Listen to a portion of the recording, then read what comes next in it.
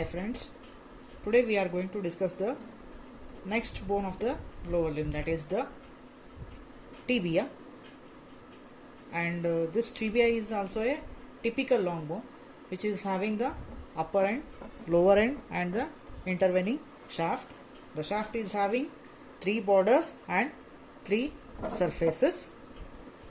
And now we are going to discuss the side determination of this tibia. So here the upper end which is more expanded than the lower end.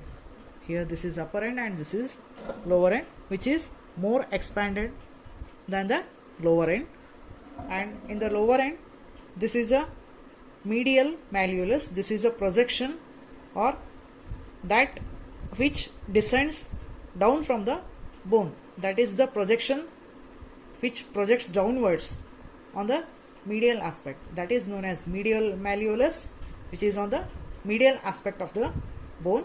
And this is the anterior shaft or anterior border of the shaft, which is more prominent, and in its upper half it is convex medially and in the lower half it is convex laterally.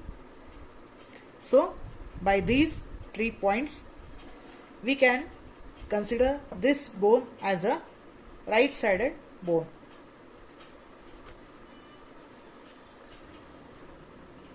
Now we are going to discuss the upper end of this tibia. So this upper end, which is having mainly 4 structures, this is a medial condyle, this is lateral condyle, and this is intercondylar area, and this is the tibial tuberosity on the anterior aspect. So first we will discuss the medial condyle. So this medial condyle, which is oval in shape and anterior-posteriorly it is having more length, or the long axis of this medial condyle is anterior-posteriorly, and this lateral condyle which is round in shape, and these 2 condyles having a pit-like structure in its center, those articulates with the 2 condyles of the femur. This medial condyle articulates with the medial condyle of the femur, and this lateral condyle articulates with the lateral condyle of the femur, and in between these 2 condyles there is a rough impression or eminence that is known as intercondylar area, and this intercondylar area which is bounded or which is having the boundary as the intercondylar eminence. This is lateral eminence, this is medial eminence of this intercondylar area. And on the anterior aspect we are having the tibial tuberosity, a rough structure or rough projection on the anterior surface of this tibia.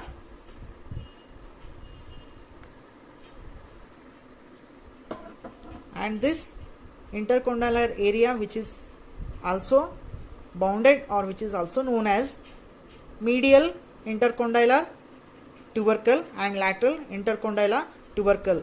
Here you can see clearly this portion: medial intercondylar tubercle, lateral intercondylar tubercle.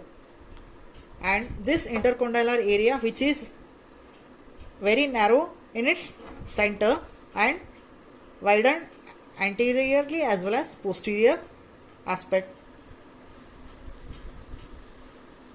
And these 2 condyles having 4 surfaces each. This is superior surface, this in the medial condyle this is superior surface, this is anterior surface, this is medial surface, and this is posterior surface.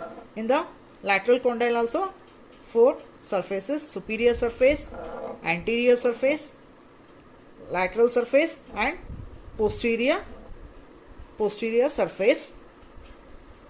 So this posterior surface of the lateral condyle having a triangular facet that is known as fibular facet, which articulates with the head of the fibula to form the superior tibiofibular joint.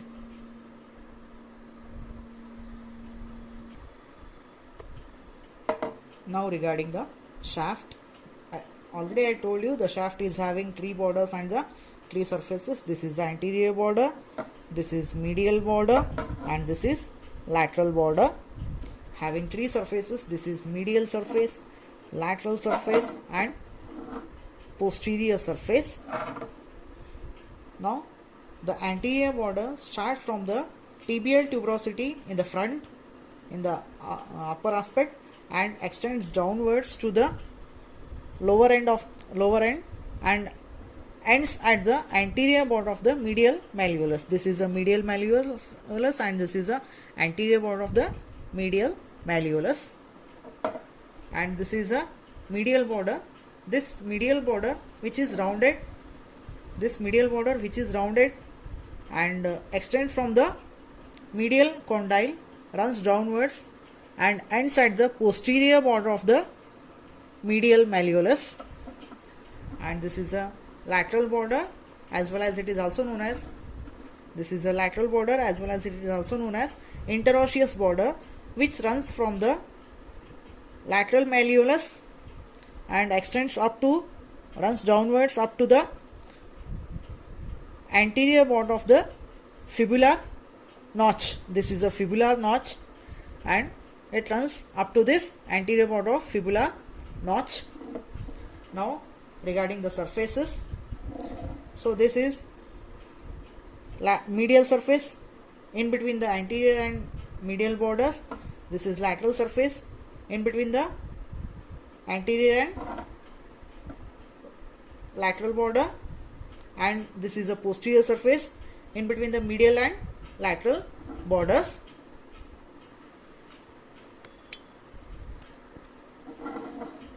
This posterior surface is having the oblique line. This is known as soleal line, and above this soleal line this is a triangular surface, and below this soleal line this area again divided by a vertical ridge that divides the surface into two parts, medial and lateral parts. And here on the verge of this soleal line there is a nutrient foramen which is directed downwards, through which the nutrient artery of this bone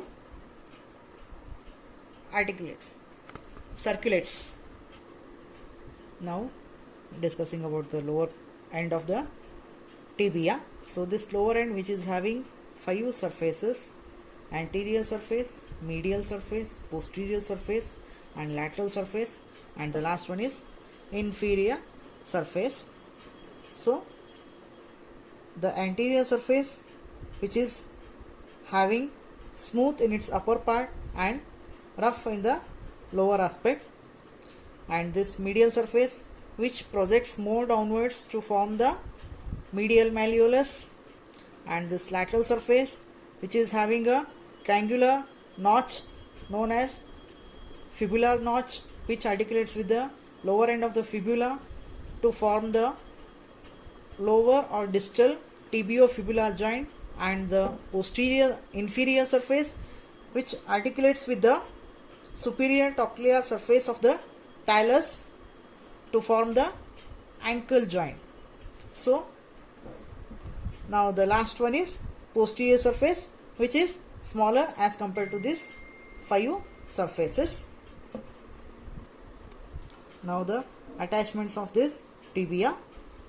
So here on the anterior triangular surface, smooth surface, there is an attachment of iliotibial tract, and on the posterior aspect, on the periphery of this facet, there is an attachment of capsular ligament of the superior tibiofibular joint, and on the groove on the posterior surface, here groove on the posterior surface, there is attachment of the tendon of popliteus.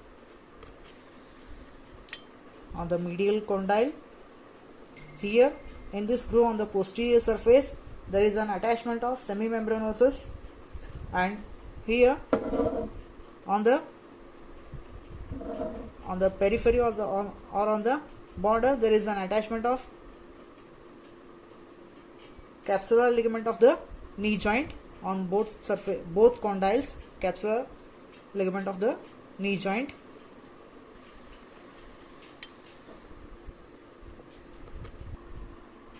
Now on the superior part or superior surface of these two condyles and intercondylar area, I have drawn here in this picture.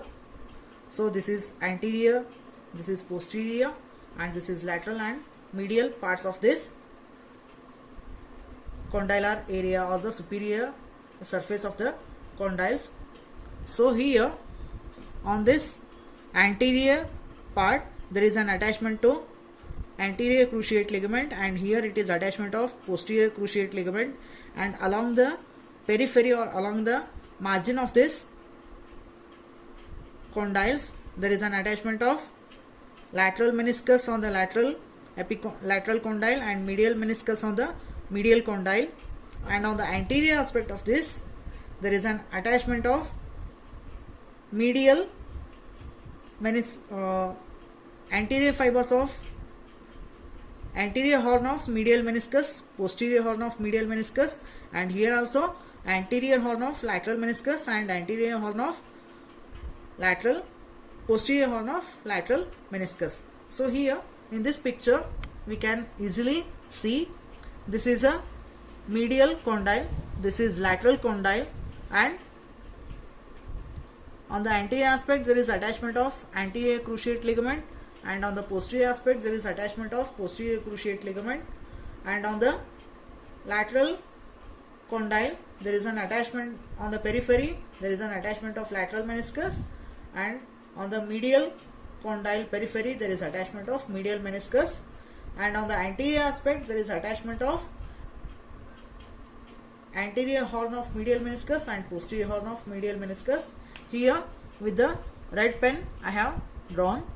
Here it is anterior horn of lateral meniscus and posterior horn of lateral meniscus. So on the superior aspect there is attachment of ligaments only. So attachments on the shaft of the tibia. So the upper 2/3 of this lateral surface gives attachment to the tibialis anterior. Here there is attachment of tibialis anterior, and on the medial surface in its upper part there is attachment of three muscles. Those are sartorius, gracilis and semitendinosus. Sartorius, gracilis and semitendinosus. And now on the soleal line, this is the soleal line on the posterior surface, there is an attachment of soleus muscle, and above this soleus muscle on the triangular area there is an insertion of popliteus muscle. Here on the above the soleal line on the triangular surface there is an attachment of popliteus muscle. So on the medial area on the posterior surface below the soleal line there is an attachment of flexor distorum longus, and on the lateral aspect there is attachment of tibialis posterior muscle here. And here this completes the one more bone of the lower limb, that is tibia. Thank you.